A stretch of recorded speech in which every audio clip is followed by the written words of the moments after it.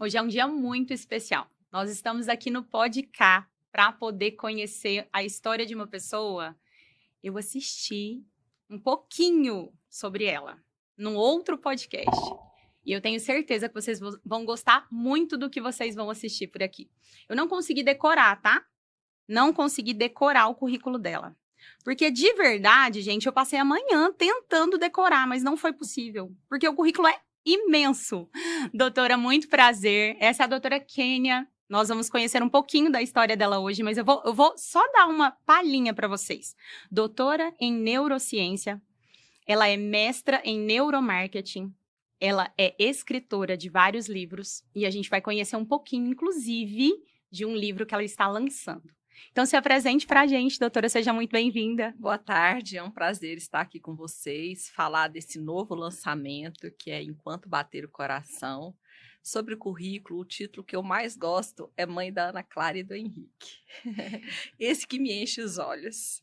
Sem sombra de dúvida, quando a gente é mãe, esse é o nosso grande título, né? Exatamente. Então, eu queria que você apresentasse, você trouxe uma convidada, né? Eu queria que você apresentasse quem está aqui com a gente também na mesa. Maravilhosamente, estamos aqui com a doutora Érica Lara. Doutora Érica Lara, que faz cuidados paliativos, né? E acho que ela pode se apresentar até melhor do que eu. Uma pessoa que entrou no meu caminho com um intuito e hoje tem outro intuito. Então, essa também é uma história interessante da gente se alongar um pouco durante o podcast, que é a história como eu cheguei até a doutora Érica Lara e qual foi a visão que eu tive dessa primeira consulta. Doutora. Bom, para mim é um prazer estar aqui, né? E falar com a Kênia e sobre a Kênia e da Kênia para a Kênia. É muito gostoso porque várias conexões vão se abrindo, várias sinapses, né, vão se criando e chegar na vida da Kênia nesse momento é algo especial. Eu acho que eu fui escolhida de uma forma muito honrosa e quero ser digna disso. Então, para mim, Já está sendo. é um prazer estar aqui. E além de ser mãe, empresária, escritora, conta pra gente um pouquinho, porque o livro, né, que você escreveu e que está sendo lançado agora, ele tem uma história muito profunda, né, e que para algumas pessoas seria uma história muito dolorosa, e você usa essa história de uma forma muito inspiradora. Então, eu queria que você contasse um pouquinho o que veio antes desse livro pra gente. Eu vou contar o que veio antes do livro e por que eu tive a decisão de escrever o livro, né? Eu tenho câncer de mama, uma recidiva já desde 2022, um carcinoma invasivo, e que no momento que eu descobri a doença, eu já sabia que não ia ser uma luta fácil, porque da minha doença eu entendo, e os marcadores não eram bons, a mastectomia não deixou as margens livres, então eu sabia que tinha uma grande chance de isso virar uma metástase. Ah, mas você não confia em Deus, mas você não tem fé? Gente, eu tenho fé, eu confio em Deus, o sagrado para mim, ele está num lugar de sagrado mesmo. Porém, eu entendo da minha doença, eu entendo dos parâmetros e eu sabia que não ia ser uma luta fácil. Então, eu já imaginava que a gente não ia ter um sucesso 100% como não teve. Eu sempre tive muito pé no chão. Às vezes, as pessoas que convivem comigo até pensam assim que eu sou pessimista, mas eu não sou pessimista. É um otimismo com critério. Né? Eu sabia que era difícil, eu sabia que a gente ia fazer quimioterapia e que talvez não ia ter sucesso, como não teve da forma como nós esperávamos. Então, 6 meses depois que eu terminei o tratamento da quimioterapia, que você faz lá um quadro de sessões e finaliza e depois repete um PET scan para saber como que está aquela evolução da doença, né? Quando eu fiz esse novo PET scan, a gente descobriu uma metástase óssea. Você tem o câncer de mama, ele pode evoluir para metástase em vários locais, principalmente a metástase óssea. É um lugar que ele gosta de se alojar. Quando eu vi aquilo ali, eu já sabia que não teria cura, porque não existe cura para metástase, nem óssea, nem metástase nenhuma. E aí, eu estava viajando, estava em Porto de Galinhas, e pensei comigo, bom, eu não vou me sacrificar mais em tratamentos. Não vou continuar com quimioterapia, porque eu não acredito que isso é o bom para mim. E eu quero deixar bem claro também que é uma decisão minha. Pessoal. Eu não digo para ninguém que vai tratar, que pode parar de tratar, não. Isso é uma coisa pessoal. E aí, conversando com a minha família, é claro que quem ama você não acolhe bem esse momento. Como assim vai deixar de tratar? Como assim vai se entregar?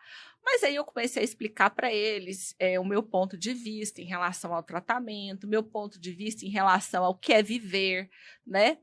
E aí eles, muito desesperados, me arrumaram uma médica que fazia cuidados paliativos para que eu fosse nela com o intuito que ela me tirasse de ideia e falasse para mim, não, mas você tem um leque de tratamentos para fazer. Foi assim que eu cheguei até a doutora Érica Lara. Até esse momento, eu era uma escuta solitária, só do meu coração. Só eu pensava que eu queria seguir outro caminho. Todos os médicos que eu fui antes dela eram de tratamento, e eu fui em vários. Quando eu cheguei na doutora Érica Lara, que eu marquei a consulta, foi um divisor de águas na minha vida como paciente, porque foi uma escuta que acolhe e não uma escuta que diz para você, não, mas você tem que fazer, tem que ser, tem que isso, tem que aquilo. E na minha vida toda, eu nunca gostei muito que as pessoas falassem o que eu tenho que fazer sem eu decidir o que eu quero fazer, né? Então eu fui com o meu namorado, né, na consulta com ela, fui muito desanimada, confesso, muito desanimada, fui porque me mandaram ir, aí a família manda, falei, tá, vou lá nessa médica, né? E aí quando eu chego lá, ela me escuta e me fala tudo que eu queria ouvir. Ela me abre um leque de possibilidades que eu já pensava, mas que eu não tinha um parâmetro da medicina, né? Eu não tinha um conforto de um médico que me falasse, tá tudo certo, você quer assim? Pode ser assim, né? E aí, a partir desse momento, a gente começou uma amizade, né? E ela foi se aflorando, e eu fui entendendo que talvez eu tivesse alguma coisa para falar para as pessoas, né? Talvez o modo como eu encaro a doença, o modo como eu penso o que é ter câncer, né? Porque a gente sabe que existe todo um estigma, tem gente que não gosta nem de falar a doença, aquela doença ruim. Uhum. Então, eu entendi que, por ser neurocientista, todos esses bancos de hospitais que eu sentei, eu analisava pessoas, né? Eu pensei, por que não escrever um livro dizendo para essas pessoas que elas não estão sozinhas, que existe um outro caminho, que existe acolhimento.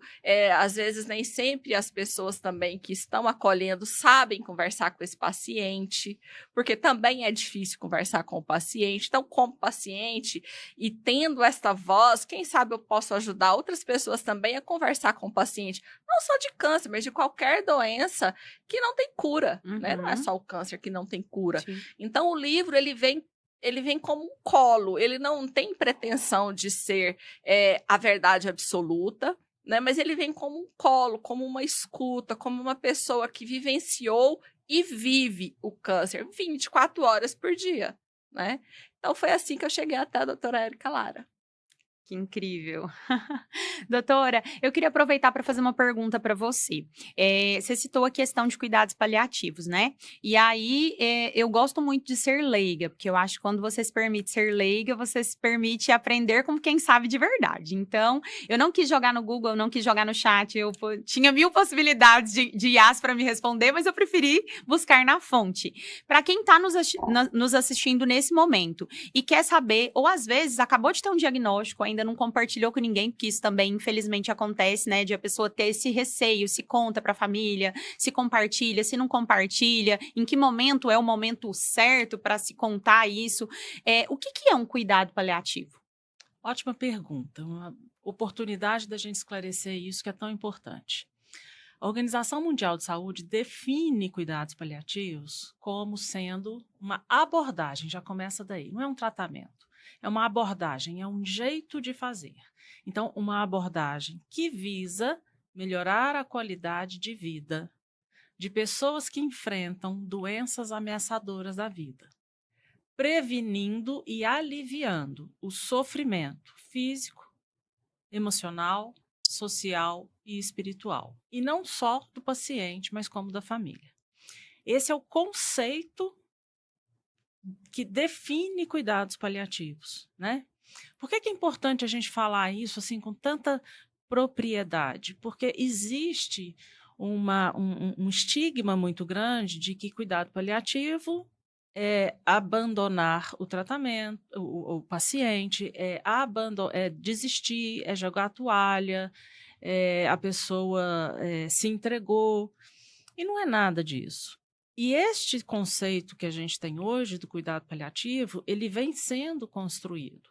Então, historicamente e rapidamente, a gente tem ali, a partir da década de 40, pós-guerra, duas grandes mulheres, Cicely Saunders e Elizabeth Kubler-Ross, uma na Inglaterra e a outra nos Estados Unidos, embora ela fosse suíça, Elizabeth, que tinham essa visão e praticavam cuidados paliativos com seus pacientes, cuidando até o final, do começo até o final. E aí elas revolucionam esse mundo, né, trazem esse novo movimento que a gente chama movimento hospice, e a partir daí, isso foi lá, né, 1957, 60, a partir daí, em 1990, que a OMS traz a primeira definição de cuidados paliativos, onde ela fala que é um tratamento para doenças ameaçadoras da vida. Aí vem evoluindo, em 2002, revisita esse conceito e fala que é uma abordagem, por isso que eu comecei falando, é uma abordagem que visa melhorar a qualidade de vida. Então, a gente tirou o nome doença do conceito. Se você substituir essa ideia da doença por sofrimento, aí a gente começa a ter uma dimensão maior do que realmente são os cuidados paliativos. Então, cuidado paliativo é para quem está sofrendo diante de uma doença que ameaça a vida. E como a Kênia falou, não é só o câncer, tem várias outras situações, né? Mas que a gente precisa, então, dar esta atenção, falar, opa, tem alguma coisa aqui. E aí, para complementar, eu particularmente, nessa trajetória, entendo que cuidados paliativos é fazer boa prática médica ou boa prática em saúde, né? A gente não deveria precisar destacar, né, trazer uma coisa assim, isso aqui então é para o cuidado paliativo. Não, gente, isso é boa prática médica desde o começo. Infelizmente, nós na medicina nos perdemos em algum momento, e aí tem vários estudos que demonstram os porquês, de ter se distanciado, mas é cuidar da pessoa, né, diante desse sofrimento que a doença impõe.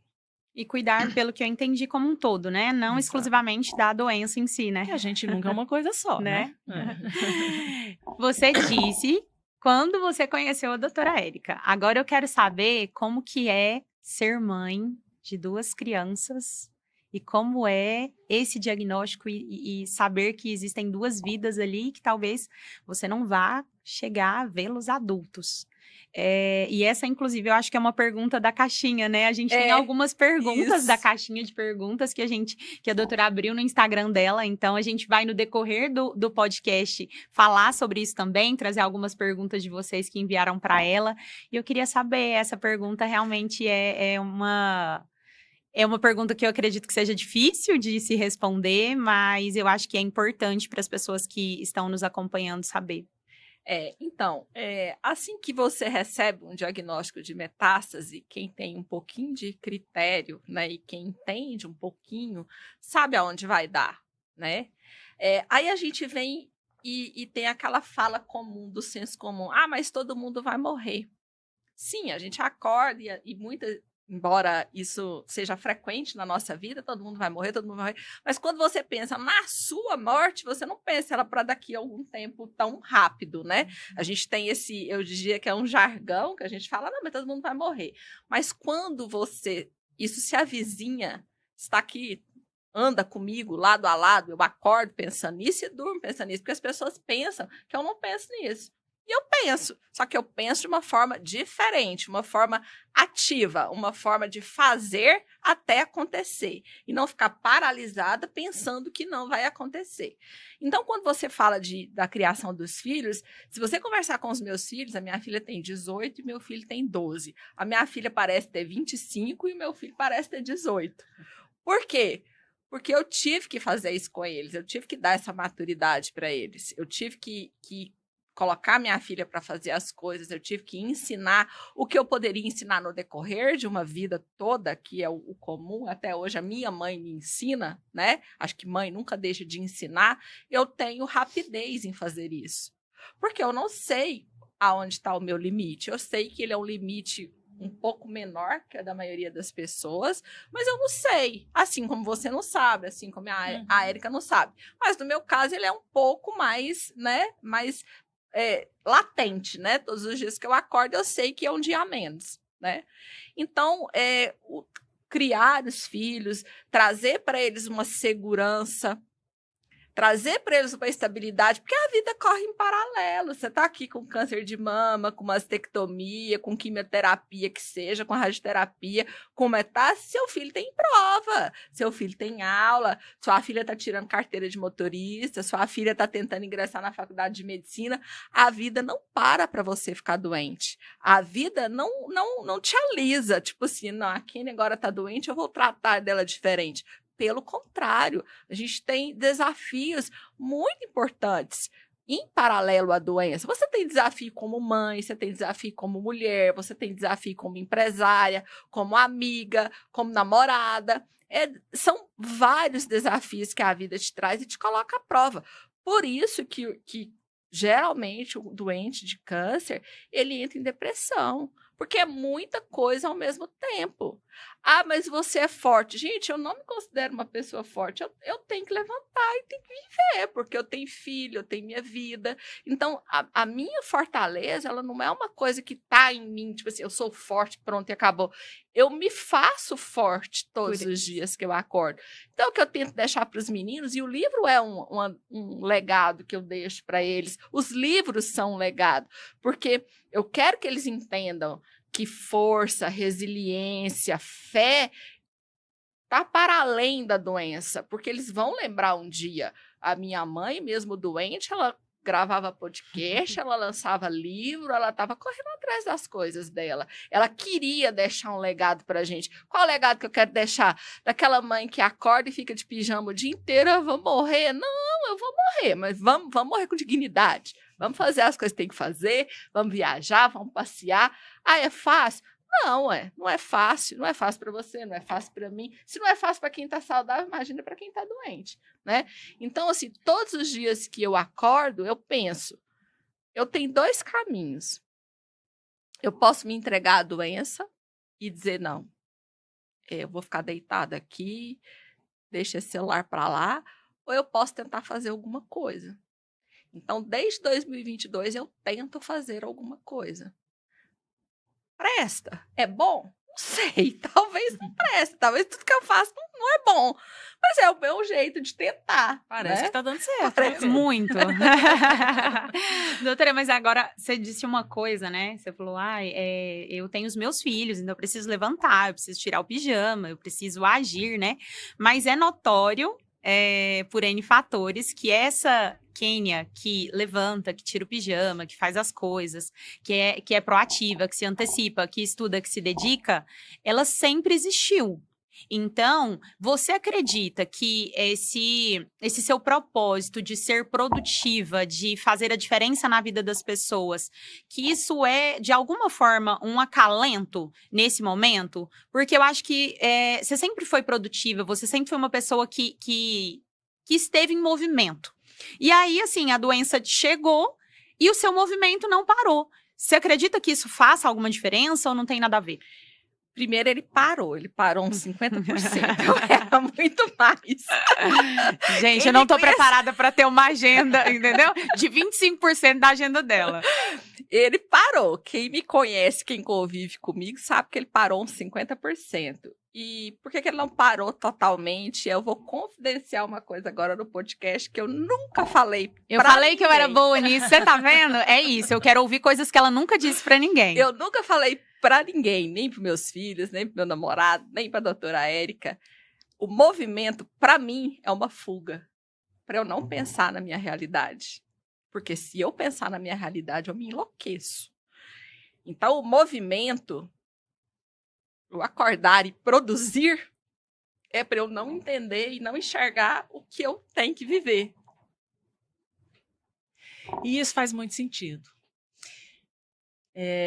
A gente tem dentro da análise psicológica, e tem um grande estudioso, enfim, um grande mestre chamado Michael Balint, da década de 50, que ele trazia para a relação médico-paciente a perspectiva das emoções dos médicos diante dos encontros clínicos. Rapidamente falando nisso, por que eu toquei nesse assunto? Porque quando você diz que é, de certa forma, uma fuga, e é uma fuga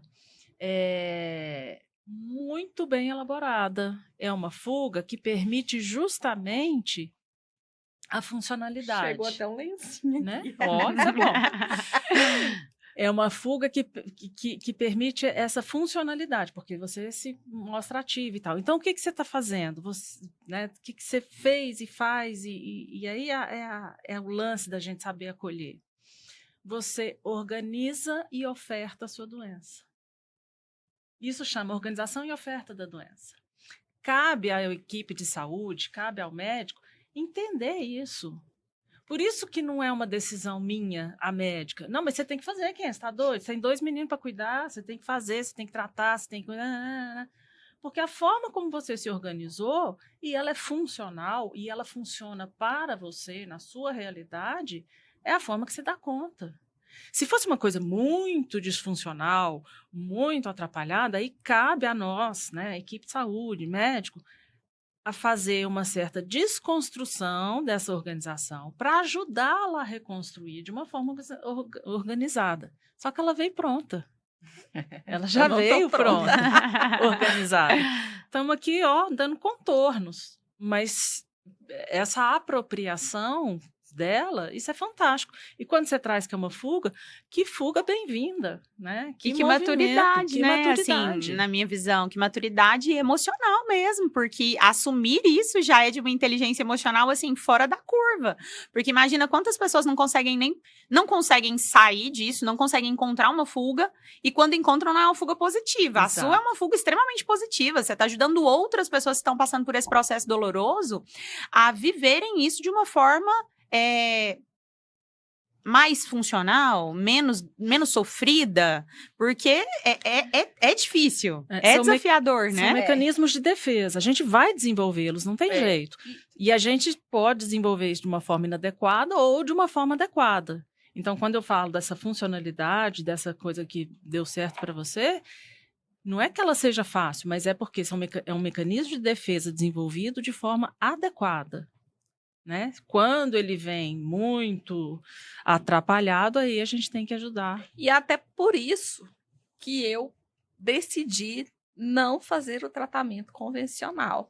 Porque o tratamento convencional, para mim, ele me mata antes da hora, porque eu vou deixar de fazer as coisas que eu estou fazendo.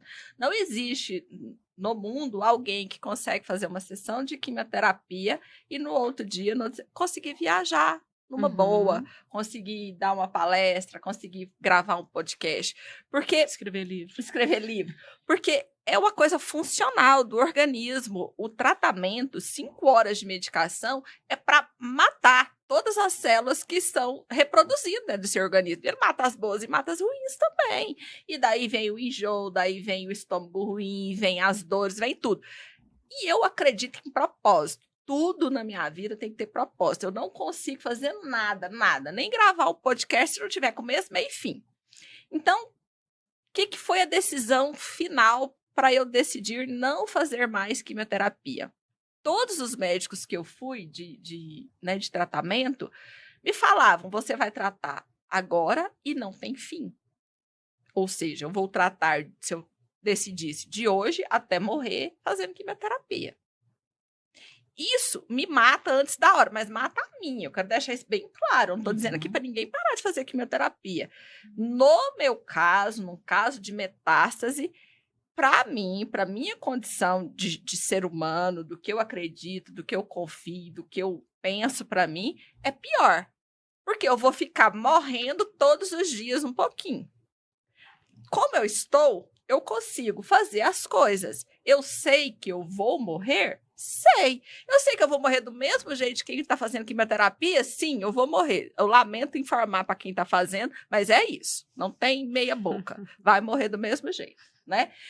Só que eu prefiro caminhar até lá sem sofrer todos os dias. Tem gente que confia, acredita que o tratamento vai dar certo. Faça. Mas a minha forma de encarar o meu problema, de encarar a minha doença, de encarar a finitude é vivendo e não sobrevivendo, entendeu? Isso é muito importante para mim. Eu quero viver. Então, quando eu decido fazer viagens, isso, aquilo, as pessoas até às vezes vão no meu Instagram, que eu tenho Instagrams separados para os diversos assuntos, eu não misturo os assuntos. O meu Instagram pessoal, mas você tá bom demais, você vive viajando. Porque é fácil você analisar o outro do ponto de vista da rede social, né? Um pequeno recorte. Ninguém sabe o que eu passo E o recorte viagem. mais bonito, né? Ninguém sabe qual condição que eu viajo, como que é que eu viajo, o que eu sinto, o que eu não sinto. Ninguém, até hoje, que vai ouvir o podcast, não vai saber que isso é a minha fuga, né? Então, se eu não tiver alguma coisa programada, eu acho que eu fico louca, porque aí eu vou pensar só nisso, entendeu? Então, eu tenho que ter alguma coisa programada. Nem que seja igual eu falo pro meu namorado, eu preciso molhar meu pé numa cachoeira. Aí a gente vai, nem que seja ali, nós molhar o pé na cachoeira, porque eu preciso programar isso na minha cabeça, porque se eu não tivesse a programação, a minha programação é só esperar a morte, e aí é pouco demais para mim. Você quer continuar se sentindo viva. Eu me sinto viva, e não é só continuar viva, eu me sinto na obrigação de, talvez, mostrar para outras pessoas que pode ser possível fazer as coisas que eu faço mesmo estando doente. E até mesmo para os meus filhos. Outro dia, minha filha acordou com cólica. Ela estava, tipo assim, 2 dias depois da quimioterapia. Aí eu falei, que é isso, Ana Clara? É só uma cólica, vai treinar. Mas eu tenho lugar de fala. Eu posso falar isso para ela. E de vivência. Agora, se eu tivesse morta numa cama lá, morrendo lá, eu não poderia falar isso para ela. Eu tinha que acolher a cólica dela como a coisa mais importante do mundo. Então, isso é importante para mim. E no livro, assim, o que as pessoas, por exemplo, eu sei que as pessoas que estão passando por essa doença, né, vão querer ler o que está escrito no livro. Eu li algumas partes. Vale muito a pena. Mas eu acredito que para pessoas que não estão passando por um momento delicado como esse, nem tem um familiar passando por um momento como esse, o que você acha que essas pessoas vão sentir? Porque a gente está falando disso, né? De se sentir viva, de saber da finitude da vida, porque isso é uma realidade. Você chegou a dizer essa frase, isso é uma realidade para todos nós. Todos nós sabemos. A máxima é que todos nós iremos morrer, exceto os que forem arrebatados, mas não vem ao caso agora. Então, assim, dito isso, será que o seu livro ele pode me dar uma outra visão de vida? Assim, porque tem tanta gente que está aí saudável, né? E que está desperdiçando os dias, a vida. Será que seu livro faz sentido para essas pessoas também? Licença, Machado, se eu sei se você... se eu sei se vocês que não passam por essa doença, eu leria o livro de uma outra perspectiva. Se eu, que estou saudável, tenho tantas dificuldades, olha, e não são relatos só meus, são relatos de pessoas que eu convivi no decorrer do tratamento. Olha o que ela está fazendo, olha o que o outro está fazendo, olha a perspectiva do outro. Então, assim, o livro ele não tem pretensão nenhuma de ser cura, não tem. Mas ele tem pretensão de ser apoio. Inclusive, no início do livro eu falo, pega uma caneca de café, senta num lugar confortável e vem cá, vamos conversar. Porque, às vezes, o paciente, eu não digo nem só o paciente de câncer, o câncer é um pouco mais melindroso, porque as pessoas têm preconceito. Essa é uma verdade. As uhum. pessoas têm preconceito. E então, quando você lê o livro, você vai entender o que você pode falar, o que você não precisa falar. Muitas vezes você não quer ouvir. Porque o que você vai me dizer sobre não ter cabelo, se você tem cabelo? E eu E não estou dizendo muito. só cabelo da cabeça, não. Vocês não têm noção a importância do cabelo do nariz, de dentro do nariz. Entendeu? Então, é simples demais, é simplório você virar para um doente de câncer que está sem cabelo e dizer para ele assim: não, mas não preocupa, porque vai nascer de novo. Gente, não. Você vai renascer, mas ele não vai nascer de novo, até porque ele nem nasce igual, né? Então, eu acho que você é uma pessoa antes do diagnóstico, é uma pessoa durante, e acredito e espero chegar uma pessoa melhor no final, porque você vai aprendendo com isso. Então, o que as pessoas podem ler no livro é aprender a colher melhor, aprender como que você... Porque as pessoas falam assim, não, porque você vai tratar e você vai ficar boa e a gente vai. Eu tô aqui, me chama para um café agora. Me chama para tomar um vinho agora. Não precisa esperar o sarar, porque eu não vou sarar. Tá alinhado, né? Vamos alinhar isso. Então, assim, o momento é agora. Inclusive, o meu primeiro livro é O Pra Sempre é composto de agoras. É agora. Isso deveria ser para tudo. Mas se não é para tudo, que seja pelo menos para pacientes em estados de doenças terminais, porque o povo também tem todo um... Não, você não está doença terminal. Gente, doença terminal é porque você vai terminar com ela. Você vai morrer com ela. Por isso que é doença terminal. Não é de terminalidade que eu vou morrer amanhã. Corrige. É isso. Tem correção, é isso. Então é isso, entendeu? Então as pessoas têm que... E eu tenho vários amigos, assim, eu tenho poucos amigos, eu não sou uma pessoa de eu quero ter 1 milhão de amigos, eu não tenho 1 milhão de amigos, mas os poucos que eu tenho são pessoas assim, que me ligam num dia que eu não acordo todo dia bem, eu não acordo todo dia animada, eu não acordo todo dia feliz, mas às vezes eu mando uma mensagem e o jeito que eu respondo, ele ou ela, eu tenho muito amigo homem, eu tenho uma facilidade de ter amigos homens, vamos tomar um café, comadre? É um café. Às vezes é um café que você não precisa de mais, você não precisa de palpite, você não precisa de nada, você não precisa de dinheiro, você não precisa de nada. Às vezes é um café, é uma cafeteria nova que você vai apresentar. Isso vai trazer uma alegria para o meu dia. Então, o livro, ele é para isso também, porque às vezes você vai acolher uma pessoa que está com depressão, por exemplo, e você quer que ela faça grandes transformações na vida dela de um dia para o outro. Ela não vai fazer, ela está doente. Mas às vezes você chama ela para um café, ali ela já vai ter uma outra perspectiva. Então, cobre menos de quem está doente. Às vezes a gente é muito cobrado para estar sempre bem, sempre forte, sempre feliz. E às vezes não está. Eu acredito, e aí já vai uma outra retórica, que deve ser muito difícil conviver também com o doente. Será? Eu acho que deve ser, porque é um turbilhão de acontecimentos na cabeça da gente. Lidem com isso. E se não quiser lidar, né, a porta da sala é a serventia da casa. É isso. Eu acho que isso que ela traz é tão importante, porque, assim, alguns ganchos aqui. Primeiro, que Cicely Saunders, uma dessas mulheres que eu citei, ela tem uma frase muito famosa que fala o seguinte: a ideia é acrescentar vida aos dias, e não dias à vida.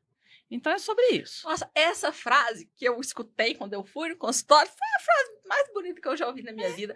Porque eu estava num momento que eu estava sofrendo uma pressão tremenda de todo mundo para fazer tratamento. Inclusive, eu fui na doutora Érica para que ela me convencesse a tratar.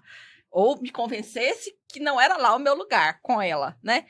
E aí, quando ela me falou isso, eu falei... Olha aí.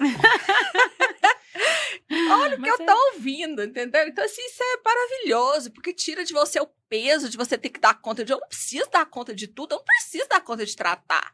Por que eu preciso? Eu não preciso, eu não quero, entendeu? Então, as pessoas também têm que entender o que você quer e o que você não quer. Para você é bom tratar? Vai lá e trata, faça 1000 sessões de quimioterapia. Para mim não é bom tratar? Então, eu vou respeitar aquele. Ela não quer, ela não quer. Vamos aproveitar o momento. E falando já dessa relação de vocês, como deixou de ser apenas uma relação médico-paciente? Acho que normal, né? Normal, foi Acho que fluiu fluindo. normal, assim, não sei nem por onde, por quem que começou eu Troca acho uma que mensaginha aqui, foi uma Kênia, mensagem como você aqui, tá? Como é depois que a foi gente aquela conversa? aí a E aí gente vai. participou de um projeto, de um podcast de uma rádio. Depois a doutora me convidou uma coisa, até pergunta aí dos alunos, sabia? Aham. Eu A falei com doutora eles, me convidou para participar de uma aula, até explica melhor, acho que você Uhum. consegue explicar melhor Uhum.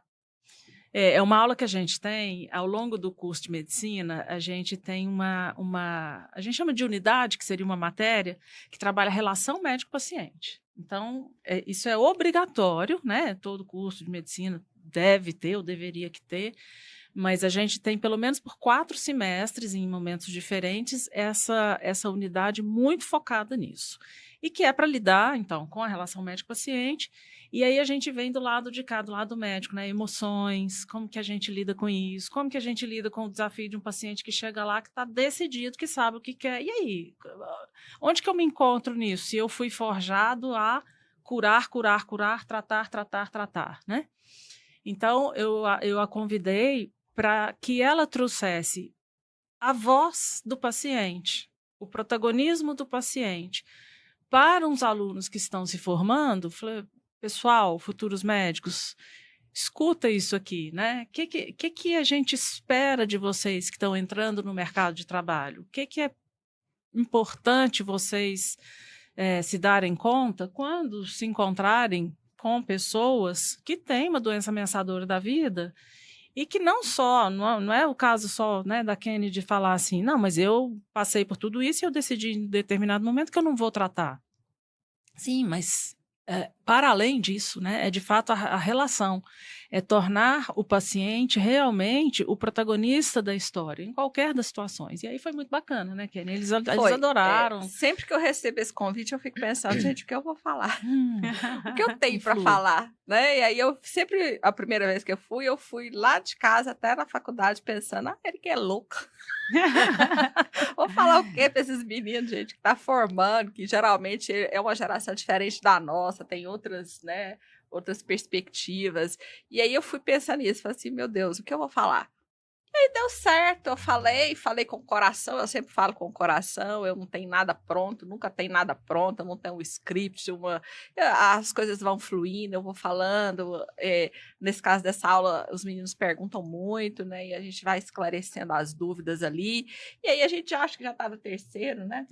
Terceiro encontro. No terceiro encontro, quarto encontro. Então, eu tento, aonde eu estiver, eu tento ser legado para alguém. Pode ser para uma pessoa só, pode ter uma sala de, sei lá, igual lá, acho que é 100 alunos, mais ou menos.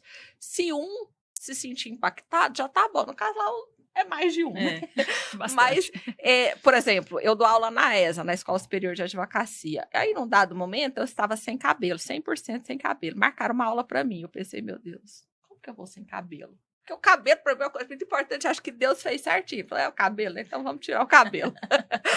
E aí eu fui dar essa aula e eu fui muito, assim, apreensiva. Porque eu pensei, nossa, o povo vai ficar tudo olhando para mim, né? Advogado, vai ficar todo mundo me olhando. Quando eu cheguei na sala, eu fui acolhida com os olhos. Você sabe o que é ser acolhido com os olhos? É todo mundo olhar, tipo assim, caramba. E eu aqui com preguiça de assistir a aula. Eu senti isso, entendeu? Uhum. E aí, dei a aula, tal, terminou a aula. Eu vou te falar a verdade. Ninguém saiu da sala, porque geralmente eles saem, né? No meio da... É normal alguém sair, sair mais cedo, né? Ninguém saiu. Eu terminei a aula, todos levantaram de pé e bateram palma, porque sentiram ali uma força. Sentiram assim, poxa, ela desnudou da vaidade, veio dar a aula, deu a aula do jeito que sempre dá, e aí aquilo ali foi um aprendizado, e quando terminou a aula, um monte de gente veio conversar comigo, e, nossa, professora e tal, e sempre acontece isso, esses meninos meus da medicina, um monte que me segue e vai lá no meu Instagram e fala, nossa, aí eu já me chamo de professora, nossa, professora, porque eu não sei o quê, nossa, eu aprendi demais com você é luz, você é não sei o quê, que bom, né? Que bom, acho que esse e eu falo isso até no outro podcast, eu acho que o propósito da vida é esse, é servir, né? Muito legal. E olhando para isso, né, para essa sua missão de impactar vidas, porque é isso que você faz, assim, não, olhando para o seu currículo como um todo, a gente vê várias profissionais ali em uma só, mas olhando para a sua vida, para a sua história, a gente vê realmente uma pessoa que tem como missão impactar outras vidas, e você faz isso de forma brilhante. Mas, e quando a gente fala de fé, como que fica a fé quando você tem um diagnóstico como esse? Aonde entra a sua fé? Você pode falar um pouquinho disso pra gente? Sim, antes, voltando só um pouquinho, ontem eu recebi uma mensagem, até mandei para a doutora Érica, aquela conversa de comadinha, né? Uma pessoa me mandou um áudio falando que viu meu podcast e ela não conhecia esse lado de formação minha, né? É uma pessoa muito simples, né? E ela falou assim, nossa, eu não sabia nem que você tinha esse tanto de curso de formação, porque você vem aqui numa simplicidade tão grande. Falei, é essa a ideia. A ideia é essa, saber transitar em todos os lugares, né? O lugar que você precisa mostrar que você é formado, você mostra. O lugar que você não precisa, também não tem necessidade. Então, eu acho legal isso daí. A questão da fé é uma coisa que as pessoas, às vezes, confundem. Fé com acreditar em algo sublime, né? Eu tenho fé, é pela fé que eu acordo todos os dias. Imagina se eu não tivesse fé, imagina se eu não tivesse Deus comigo, imagina se eu não tivesse o sagrado, como que eu ia levantar?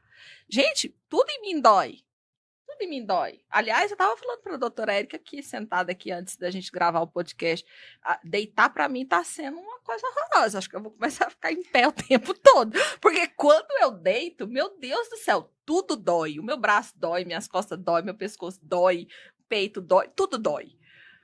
O que seria de mim se não fosse a fé? Só que a minha fé, aí quando eu falo assim que eu não tenho cura, né? Aí eu falo, mas você tem que ter fé. Gente, tá tudo certo, Deus não precisa me curar pra eu gostar dele, não. Deus não precisa fazer um milagre de cura na minha vida. O milagre eu acho que ele faz todos os dias.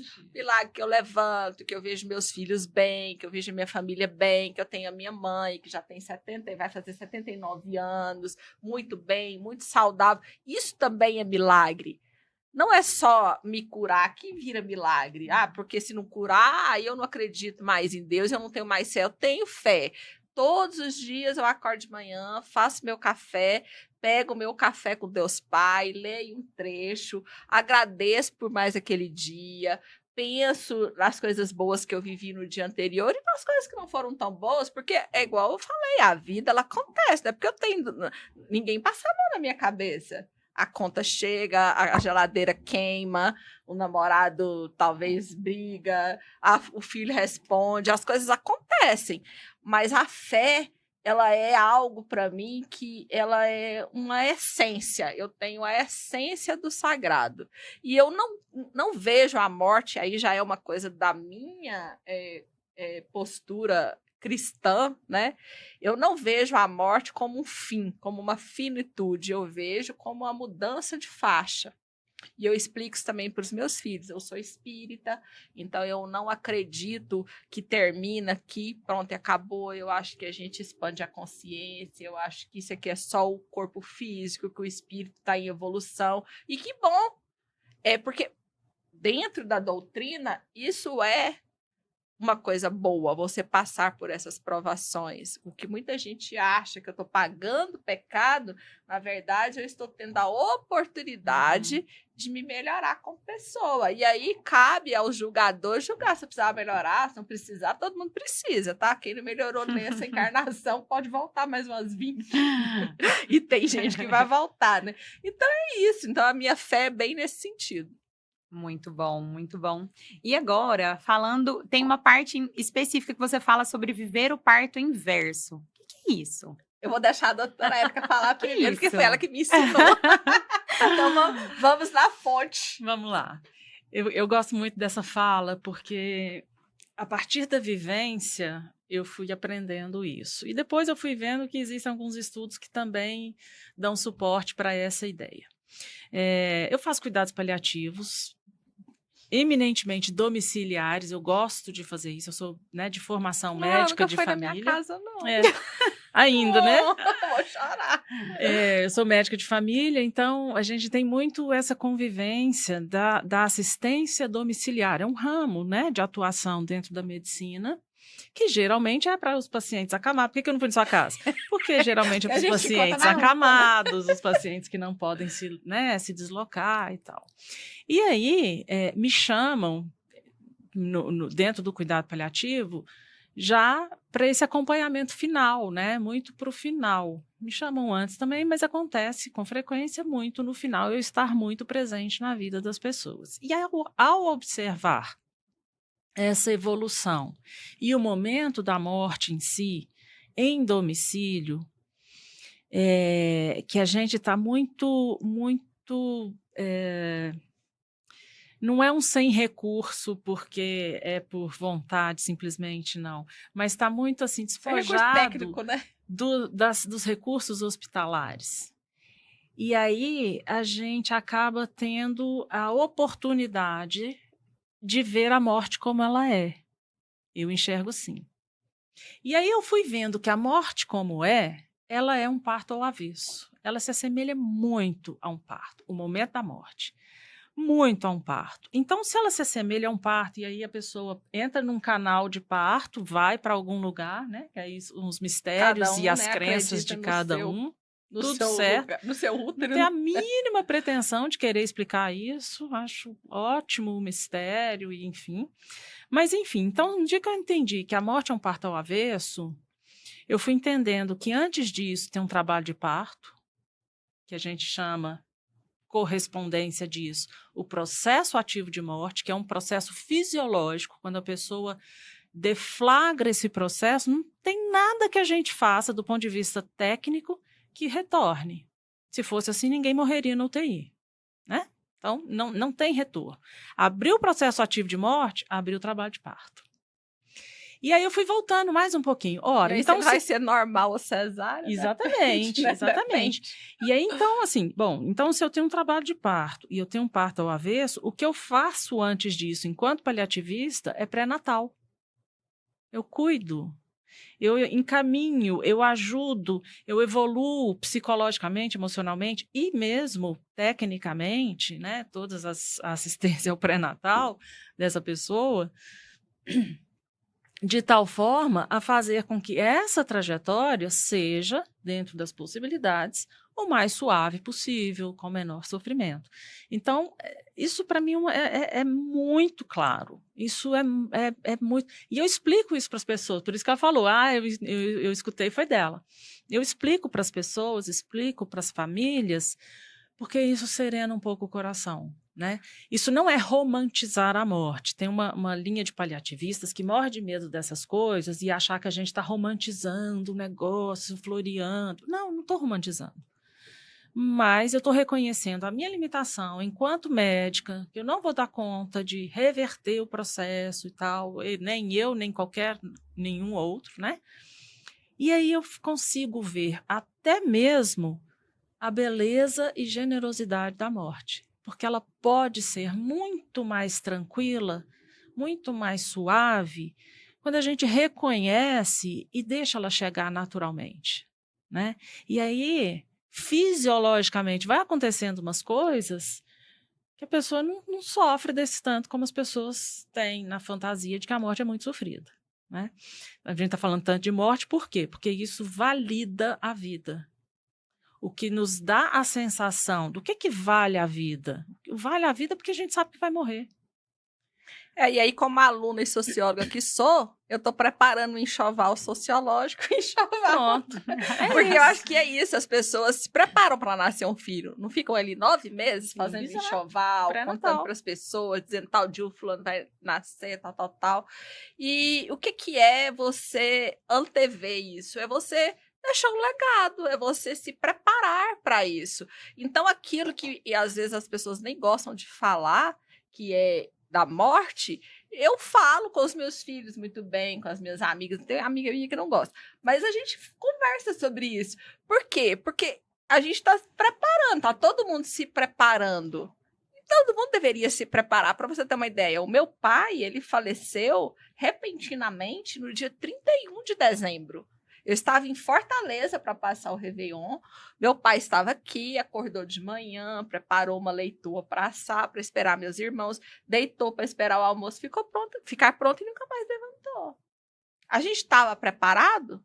Ninguém estava preparado, porque foi repentino. Inclusive, eu estava em Fortaleza no dia 31. Imagina, a dificuldade foi para eu voltar. Então, eu acho que quando você tem uma doença dessa, que não tem cura e que a gente sabe que o corpo físico vai chegar no momento que ele vai colapsar, é normal.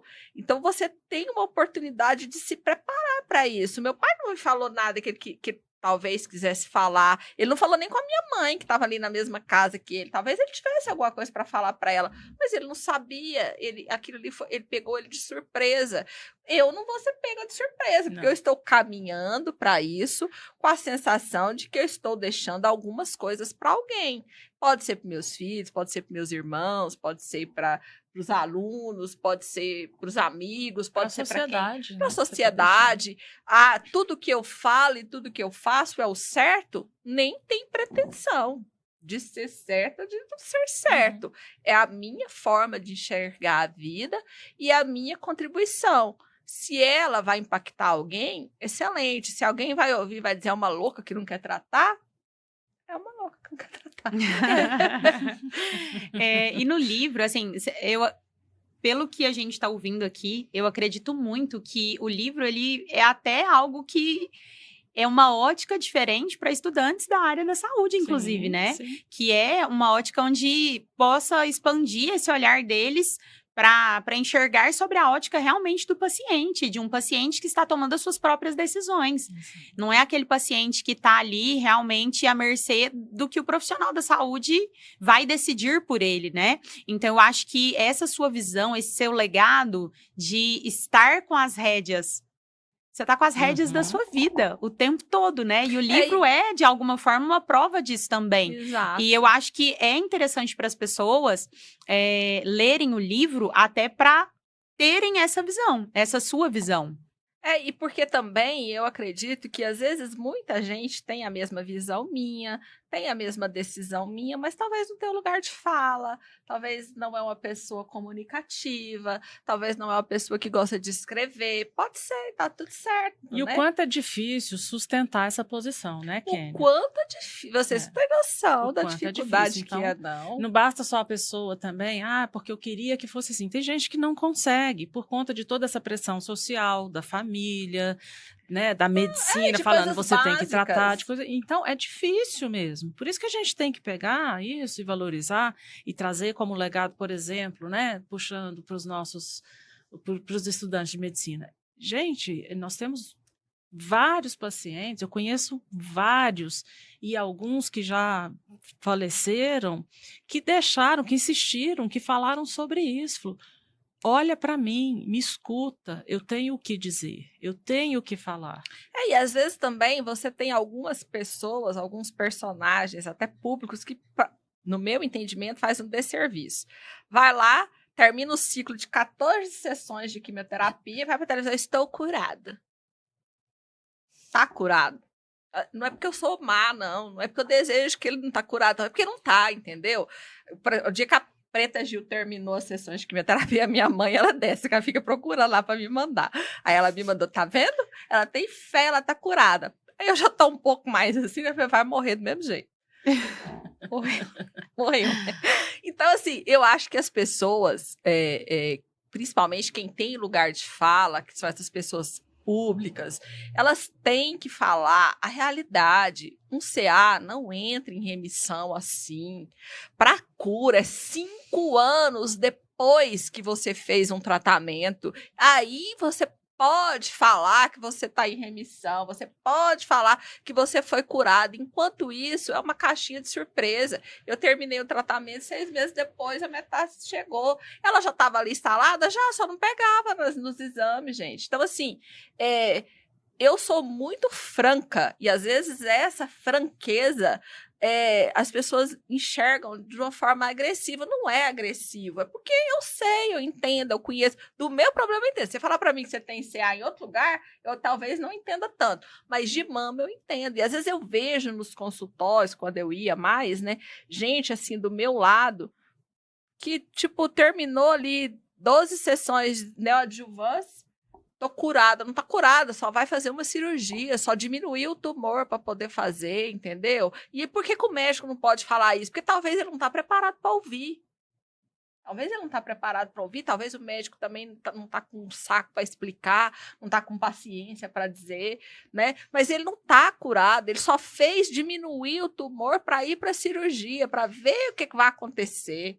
Então, depois que você começa a entender melhor as margens, os marcadores, o que é, como que funciona, por que a quimioterapia funciona em alguns casos, por que não funciona em outros, por que não tem cura, porque ainda não tem cura, talvez vai ter, né, daqui a um tempo, porque é muito difícil, porque a mesma pessoa com o mesmo câncer de mama pode ter totalmente um tipo de comportamento diferente. Os marcadores de um pode ser de um jeito, o meu pode ser de outro, o tumor dele pode ser X, o meu pode ser Y. Isso tudo é difícil de tratar com uma única medicação, entendeu? Então, às vezes as pessoas falam muito leigamente, a indústria farmacêutica não quer a cura do câncer.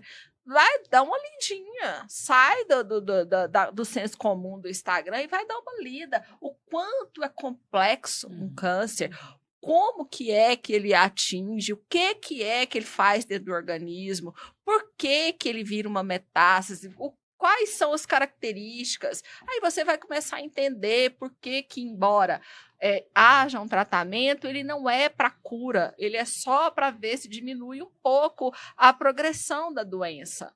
E aí essa progressão da doença tudo tem um preço quando você tem câncer, tudo. Tratar tem um preço, não tratar tem um preço. Você tem que escolher o seu difícil. Então quem trata tem que escolher o difícil, que é passar pelas sessões de quimioterapia, passar por aquele processo ali que você faz uma quimioterapia hoje. Você passa 15 dias passando mal, com 21 você tem que voltar e fazer outra. Você fica uns 5 dias boa, mais ou menos boa, você vai e faz outra. E aquilo ali é uma toxicidade para o organismo vai ficando tóxico com tanta medicação. Você quer isso? Você acha que isso é bom para você? Faça. Você não quer? E é isso, esse é o grande legado que eu quero deixar. Não faça. É você que tem que decidir. É o doente, não é o médico, não é a família, não é filho, porque é você que faz. Então, você tem que ser respeitado nesse sua decisão. Que, embora muitas vezes quem ama e acha difícil, e eu nem queria estar no lugar da minha mãe, porque imagina se eu tivesse um filho doente. Eu acho que o pior lugar do mundo é o lugar da minha mãe. Porque é uma mãe que vê uma filha doente que não quer tratar na visão dela, né? Eu ficaria muito impactada. Tá? Claro que eu falaria para Ana Clara o dia inteiro para ela tratar. E seu livro talvez seja isso, assim, para as pessoas, eu costumo dizer que o amor, ele é egoísta. É a minha visão de mundo. O amor, ele é egoísta. Porque, por exemplo, meu avô faleceu de câncer. Eu fui criada pelos meus avós. Então, ele teve câncer nos ossos. E aí...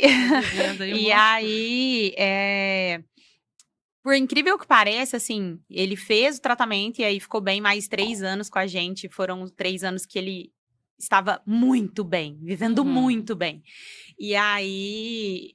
Teve um dia que ele me chamou pra conversar, e aí ele falou, eu preciso te pedir uma coisa. Eu falei, não quero ouvir. E a gente sempre teve essa relação, assim, mais dramática, né? Eu falei, não tem nem tempo. Tem que sair pra trabalhar, tem faculdade de noite, não tem tempo pra ouvir. O que é? Quer falar? Fala aqui na frente de todo mundo. Não, quero falar só com você. Não quero ouvir. Porque eu já sabia o que ele ia falar, né?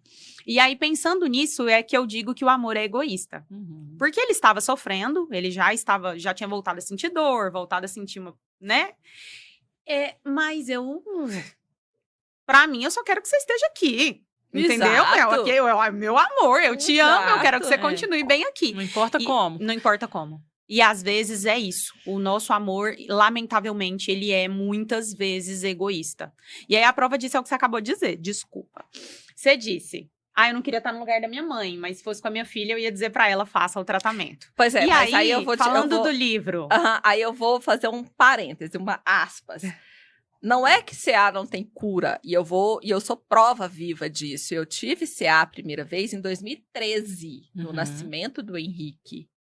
Era in situ, era um PAGE, eu fui lá, fiz quadranctomia, fiz o que tinha que ser feito, entrei em remissão, 5 anos depois, cura, né? Tive alta do médico e ele voltou.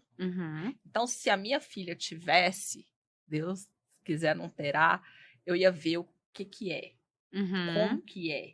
É um in situ, é um carcinoma invasivo, é um triplo negativo, que o povo acha que é bom porque é negativo.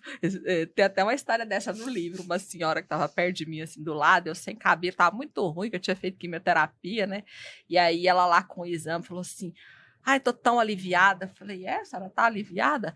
Tô aliviada demais, porque eu li aqui no meu exame, ó, é negativo. Aí eu, deixa eu olhar, porque eu sou curiosa. Aí, olhei e falei, caralho, tá pior que eu. Mas que eu vou falar pra ela? Eu falei, é isso aí. Entreguei o examinho. Então, assim, são casos e são casos. casos e casos. Não tô dizendo que todo mundo que tem câncer vai morrer. E não, entendeu? E todo mundo que tem não precisa tratar. Tem casos que vai ter cura, tem casos que vai entrar em remissão. Tem isso. Aconteceu isso comigo. O meu problema agora é porque ele é um pouco mais sério. E a doutora tá aqui para dizer, realmente, é um pouco mais sério. É uma metástase. São 5 sítios. Não é uma metástase em um lugar. São 5 sítios. O que são sítios? São locais, né, de metástase. Então, é um negócio mais complicado. Então, diante do meu diagnóstico, eu não vejo por que submeter a um tratamento que vai fazer eu não viver pelo pouco tempo que eu tenho para viver, entende? Então, é como se você tivesse aqui para pular numa água, você pode viver 5 meses e pular na água e morrer, ou você pula na água agora e morre, né? Porque o que é a morte para mim? E aí também cada um tem a sua morte. A morte para mim é deixar de fazer o que eu faço. É morrer em vida. É eu acordar, não conseguir levar o Henrique para a escola, não conseguir gravar um podcast, não conseguir comer uma comida japonesa que eu adoro, não conseguir viajar que eu adoro. Para mim, isso é a morte. Para mim. Então, se eu vou morrer todos os dias um pouco até morrer, então eu não quero morrer todos os dias um pouco. Eu quero viver todos os dias um pouco até morrer. E aí eu acho que essa é a grande dificuldade das pessoas, e às vezes até muita gente leigamente pensa assim, nossa, mas está desistindo da... Não estou desistindo da vida. Aliás, quem olha meu Instagram sabe tudo que eu gosto de viver. Vivo viajando, vivo passeando. Mas neste caso específico, não há cura. Não existe cura para metástase. Pode, a não ser que vai surgir, mas por enquanto não tem uma quimioterapia que cura. Tem uma quimioterapia que diminui a progressão das células. Só que para diminuir essa latência, né, das células, ela vai fazer o quê? Ela vai me deixar muito mal. E é isso que eu não quero. Eu acho que tem uma coisa que é importante a gente reforçar quando a Kênia traz isso, que, primeiro, para se tomar decisões, precisa-se de orientação. E ela teve todas as orientações possíveis e ela foi atrás de orientações e confrontou e questionou, né, para poder, porque é da natureza dela ser assim. Então isso é ótimo, é uma pessoa que se apropria da própria vida. E ela teve oportunidade de tratamento, ela se tratou. Né? Não é uma coisa que assim, a Kênia é loucona demais, ela é egoísta, ela só pensa nela e não está pensando nos filhos, né? Certamente ela escutou isso, porque ela não trata, ela já teve essa oportunidade, ela tratou, ela teve a experiência do tratamento, que para ela, ok, pode ter resolvido lá no comecinho, 6 meses depois voltou, e aí ela falou assim, opa, se for para viver assim, isso para mim, e mesmo assim você ainda continuou, exatamente. Mas se for para viver assim, isso para mim não faz sentido, né? Então, é sobre isso, essa apropriação. Por exemplo, tem casos, tem pacientes, rapidamente, só para a gente contextualizar isso. O paciente também tinha desistido de um tratamento específico de diálise, né? De fazer hemodiálise, paciente renal crônico, já estava muito debilitado, não queria mais e tal, não aguento mais isso, não está funcionando bem. Nesse momento de decisão de que não queria mais se submeter à hemodiálise, descobriu que a filha estava grávida. E aí falou, não, eu quero conhecer meu neto, continua a hemodiálise, porque ela vai me dar um tempo de vida ali para eu conhecer, que aí tem um sentido, o propósito, né? Tinha um propósito para isso. Ele ia morrer do mesmo jeito. Ele conseguiu, a partir, e a tecnologia, que bom que a ciência traz isso, de ter essa oportunidade, né? Ressignificou aquele sofrimento todo da hemodiálise, porque tinha uma coisa maior, conhecer o neto, né? Então, é tudo, e não dá para fazer uma medicina centrada só na doença por conta disso. Peraí, quem que é essa pessoa? Sim. Então, ela só tomou as decisões que ela tomou porque ela passou por tudo isso, tem a vivência e tem orientação. E cabe a nós, médicos, sociedade, enfim, jornalistas, comunicação, trazer a informação para que as pessoas possam passar a ter esse poder, esse protagonismo, essa condição, né? E se ela pedir ajuda e falar, eu não dou conta de decidir, pronto, estamos aqui também. Ou se eu quiser tratar amanhã, a partir de amanhã eu quero fazer quimioterapia. Tá tudo certo, eu vou lá e faço quimioterapia. Inclusive, no meu livro tem uma parte que a gente fala sobre ressignificar. Porque eu acho que quando você está diante de um diagnóstico desse, de metástase, você ressignifica muita coisa. Você prioriza muita coisa e tira outras do foco, que não são prioridades, porque você vai focar naquilo que é mais importante. Então, hoje eu foco no que é importante para mim. Minha paz, meu sossego, minhas viagens, meus filhos, minha família, minha mãe, meus irmãos. As outras coisas, para mim, é perfumaria. Então, eu não tenho essa importância tão grande. Outro dia eu estava ouvindo um amigo meu falando que a esposa dele tem, sei lá, 64 pares de sapato. Aí eu pensei, gente, eu acho que até uns 4, 5. Tá bom, eu só tenho um par de pé. Então, assim, você vê as coisas de uma outra maneira, entendeu? Você enxerga as coisas de uma outra maneira. Você ressignifica muita coisa na sua vida. O livro também tem isso, porque às vezes não é só uma doença, às vezes é uma separação. A pessoa acabou de separar e acha que a vida vai acabar, que tudo tá destruído, que nunca mais ela vai encontrar o amor, que o amor é péssimo, que o amor é isso, que o amor é aquilo. Não! Ressignifica isso, busca força interior. Eu também passei por uma separação no primeiro câncer de mama e não foi fácil, entendeu? Mas eu não desisti. Então, acho que esse ressignificar é isso, é você buscar o que é importante para você naquele momento, né? E só concluindo o raciocínio que sobre o amor egoísta e o livro, eu acredito que esse livro ele seja também muito importante para as pessoas que, como eu, amam egoisticamente. Se você ama e você se considera uma pessoa egoísta, eu sou extremamente egoísta. Tô tranquila com isso, já aceitei. Você é ciumenta. Entendeu? Sou. E aí, pensando nisso, eu acho que é um livro que as pessoas precisam ler com essa ótica. Por quê? Porque às vezes a gente tá pensando ali, né, no paciente, na pessoa próxima que tá passando por essa situação, dessa forma, com esse olhar muito egoísta. Sim. E aí, assim, não é sobre mim. Não é sobre mim, é sobre a decisão do outro, sobre a vida dele, sobre os próximos dias, meses, anos da vida dele, exato. Entendeu? Então, eu acredito muito que o livro também traga um pouco disso, né? Para as pessoas se colocarem ali sob uma outra ótica. Porque muitas vezes a gente tem, infelizmente, esse olhar. Então, assim, nossa, amiga, você tá com esse problema, mas não, eu também tô... E aí, você quer trazer tudo sobre você, né? Então, eu acho que o livro, ele pode ser, sim, uma janelinha para que as pessoas comecem a entender que ter autonomia, também dar autonomia para essa pessoa também é uma forma de amar, é uma forma de respeitar uma decisão dela sobre a vida dela. E aí, vale muito o que a doutora Érica disse sobre conhecimento.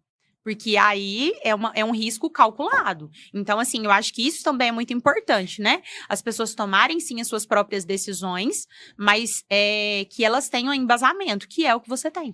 Você tem conhecimento, né? Você foi atrás do conhecimento primeiro, para que você pudesse tomar as suas próprias decisões. Eu acredito muito, e isso faz parte da minha vida, da vida dos meus filhos. Eu não aceito nada do tipo, eu não sei. Como eu não sei, eu vou estudar, eu vou aprender, eu vou entender. Principalmente se é relativo a mim, né? Então, acho que as pessoas precisam buscar. Eu cansei de ver em consultórios, né? Mesmo na quimioterapia, a gente assim, tô aqui, não abre o exame para ler, porque não entende, vai mostrar para o médico. Ora, gente, vamos entender o que está acontecendo com você. É claro que o médico ele tem o macro, né? Ele tem a visão macro do exame, ele é uma peça imprescindível no tratamento, ou não, mesmo se você não decidir tratar. Mas você tem que entender um pouco, você tem que entender da sua doença, você tem que entender para onde. Porque senão, quem vai decidir por você? As pessoas? As pessoas decidem o que vai ser feito da sua vida. E outra coisa, que esse livro também, eu espero que ele seja uma escuta ativa para os parceiros. Você sabia que 73% dos parceiros abandonam as parceiras no tratamento de câncer? Mas eu não julgo. Olha só para você ver como é quando você tem conhecimento. É muito difícil se relacionar com uma mulher com câncer de mama. O parceiro, ele tem que ser um cara fantástico. Primeiro, ele não tem que te enxergar como doente. Porque se ele te enxerga como doente, ele te enxerga como coitada. E não existe um relacionamento homem e mulher que o homem acha que ela é uma coitada. Então, esse é o primeiro ponto. Segundo ponto, ele tem que entender que tem hora que ele vai sair de cena, tem hora que ele vai entrar em cena, tem hora que ele não precisa falar nada, tem hora que ele precisa falar tudo. Tem hora que você vai colocar 10% de bateria, ele vai colocar 90%. Então, não é fácil também para o homem. A gente também tem que ter esse entendimento. Será que a parceira fala o que ela está sentindo? Será que ela fala dos problemas íntimos dela mesmo? De tirar a roupa, né? De se mostrar do jeito que você está, da sua fragilidade naquele dia. Quantas vezes, durante o processo meu de quimioterapia, eu vivi, morri e renasci até eu chegar à noite. Então, assim, isso é uma realidade. O meu namorado, ele é excelente nisso, a Erika conhece. Porque ele tem uma escuta ativa e ele fala o seguinte: você quer, lindona? Se a lindona quiser pular daqui do prédio, ele acha que dá certo, entendeu? Ele vai me ajudar a pular, entendeu? Ele não vai dizer... Não é que você vai pular por pular. Não é que eu vou pular, não. Vou trocar o pular do pé. Vamos saltar de paraquedas, isso, né? Eu uso catéter, então, a pressão, né, tal. Você quer, lindona? Quero. Ele dá um jeito, entendeu? A gente foi para Noronha, e eu tinha terminado de fazer quimioterapia, e muito fraca, não conseguia nadar, não conseguia mergulhar, não conseguia fazer nada. Nada eu já não sei mesmo, mas pelo menos dar uma mergulhada. E eu queria mergulhar em Noronha, porque lá, né, é fantástico, né, o paraíso lá dentro do mar. E ele, você quer, lindona? Falei, não dou conta. E fiquei brava com ele, fiquei muito brava. Falei pra ele que ele não me entendia, que ele não sabia da minha doença, que você é insensível, porque ele é da área da segurança pública, e ele tem 2 metros de altura. Mas você é insensível, você não me entende. Caladinho. Falou, passou, olhando o mar. Ele falou, virou pra mim e falou assim, vamos tentar? Eu falei, mas que diabo? Falei, como que eu vou tentar? Ele falou assim, você deixa eu tentar? Falei, tá bom. Sei que ele foi lá, arrumou uma boia, arrumou uma corda, arrumou um colete. Ele me puxou. Ele falou assim, você não precisa fazer nada. Você precisa só entrar dentro da água. E eu só entrei dentro da água e mergulhei. Então, quem é esse parceiro que tá com você? Ele é uma mola propulsora? Ele é aquele cara que te adoece mais? Que, ai, coitadinha, não vai não. Fica aqui que eu vou. Ai, coitadinha, você tá sem cabelo. Meu namorado não, vai ligar pra ele e falar assim, não, eu tô sem cabelo, eu vou com cabelo ou sem cabelo, que eu tinha peruca na época. Ele, você que sabe. Tô gostando desse negócio, cada hora eu saio com a mulher. Uma hora com cabelo, outra hora sem cabelo. Então, isso anima a gente também, isso deixa a gente feliz, deixa a gente bem pra passar por tantas coisas difíceis, né? Então, eu acho que a gente também tem que entender que esse parceiro que está ali ombreando com essa mulher, e os hormônios, né, doutora? Como que você acha que fica os hormônios? É assim, ó. Porque você entra na menopausa precoce. Como é que fica a libido? Como que fica os hormônios? Então, como é que esse cara vai lidar com isso no dia a dia? É muito difícil também. Então, a gente não pode só simplesmente dar a facada e dizer, 73% abandona.